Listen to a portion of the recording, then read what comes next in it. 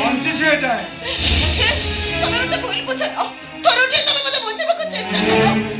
କୋଉ ପରିସ୍ଥିତି ପଡି ପୁଣି ମିଛ ସ୍ତ୍ରୀର ଅଭିନୟ କରୁଛି ମତେ ବୁଝିବାକୁ ଚେଷ୍ଟା କର। ବାସ୍ ଥାଉ, ନିଜକୁ ଆଉ ବେଶୀ କିଛି ବୁଝେଇବା ଦରକାର ନାହିଁ। ତମେ ମତେ ବିଶ୍ୱାସ କରୁନ କାହିଁକି? ତମେ ଜାଣିଛ ସେଥିରେ ତମେ ଘର ଛାଡ଼ିକି ଆସିଲା ପରେ ମୋ ବାପା ଜାଣିଦେଲା ତମ ପିଲାର ମୋ ମା ହବାକୁ ଯାଉଛି ବୋଲି। ସେଥିପାଇଁ ମୋ ବାପା ଆତ୍ମହତ୍ୟା କରିଦେଲେ। ସେ ଶୈତାନ ମାନେ ମୋ ଶକ୍ର ହାତ ଦୁଇଟାକୁ ହାଣି ଦେଲେ। ସବୁଦିନ ପାଇଁ ହାତ ଦୁଇଟାକୁ ହରେଇ ଦେଲା। ଆଉ ସେଇଦିନ ତମେ ଏଠି ଆସି ମୁଁ ମିଛ ସ୍ତ୍ରୀର ଅଭିନୟ କରୁଛି। ଥରୁଟିଏ ମତେ ବୁଝିବାକୁ ଚେଷ୍ଟା କର। ତମ ଭଲ ପାଇବାରେ କିଛି ବି କଳଙ୍କ ନାହିଁ, କିଛି ବି କଳଙ୍କ ନାହିଁ। ବାସ୍ ଥାଉ, ନିଜକୁ ଯେତେ ସତୀ ସାବିତ୍ରୀ କହିଲେ ବି ମୁଁ କହିବି ତମେ ନାରୀ ନୁହଁ, ନାଗୁଣୀ, କାଳ ନାଗୁଣୀ, ଯାହାର ବିଷାକ୍ତ ଚୋଟରେ ଅଜୟ ବସ୍ତିଆର ଗତିପଥ ବଦଳି ଯାଇଛି।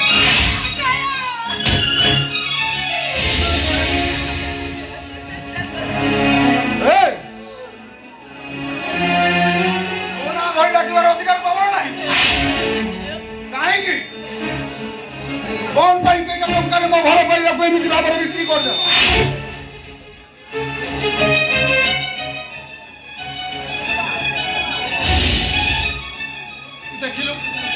ଦେଖିଲୁ ରେ ମା, ଗଛରୁ ଫୁଲ ତଳୁ ତଳୁ କଣ୍ଟାଟା ବାଜି କେତେ ଯୋଡେ ରକ୍ତ ଗୁଡାକ ବୋହି ଯାଉଛି। ଭାରି କଷ୍ଟ ହଉଛି ରେ ମା। ନାଇଁ ଥାଉ, ଶାଢ଼ୀଟା ଖରାପ ହେଇଯିବନି। ବାବୁ,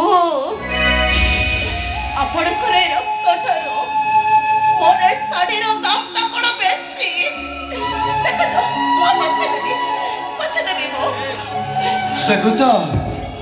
ଦେଖୁଛ ଅଜୟ, ମୋ ବୋହୁର କଥା ତମେ ଶୁଣିପାରୁଛ? ଫୁଲଟିଏ ତୋଳିବାକୁ ହେଲେ କଣ୍ଟାର ଆଘାତ ସହିବାକୁ ପଡେ। ଏ କଥା ଜାଣି ସୁଦ୍ଧା ମଣିଷ ଫୁଲ ତୋଳିବାକୁ କାହିଁକି ହାତ ବଢାଏ? ଠିକ, ମୁଁ ସେଇ କଥା ହିଁ ଭାବୁଛି ସାର୍। ଫୁଲ ତୋଳିବାକୁ ଇଚ୍ଛା ହେଉଛି କିନ୍ତୁ ଭାରି ଡର ମାଡୁଛି ସାର୍। କୁହନ୍ତୁ, ଅଫିସ କାମ ସାରି ଆପଣଙ୍କୁ ଦେଖା କରିବା ପାଇଁ କହିଥିଲି, ମତେ କିଛି କହିବେ କି ସାର୍? ହଁ, କଥା କଣ କି ଅଜୟ, ଆଜିଠୁ